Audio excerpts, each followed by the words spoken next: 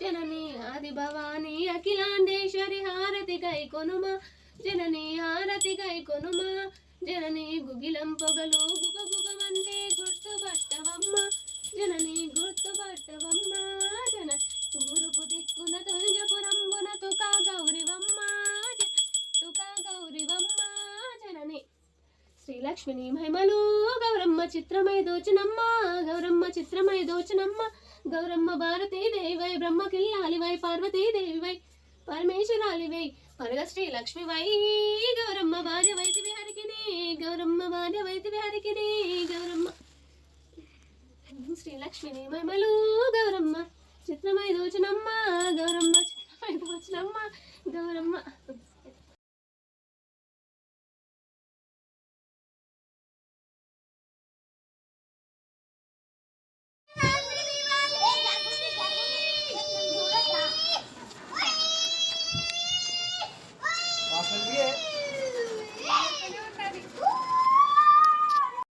చూడండి ఫ్రెండ్స్, ఇది వచ్చేసి 3rd year అనమాట. మా అత్తమ్మ వాళ్ళ ఇంట్లో మా పాప పేరు పైన దొంతులు అనేది నిలబెట్టుకుంటున్నాము.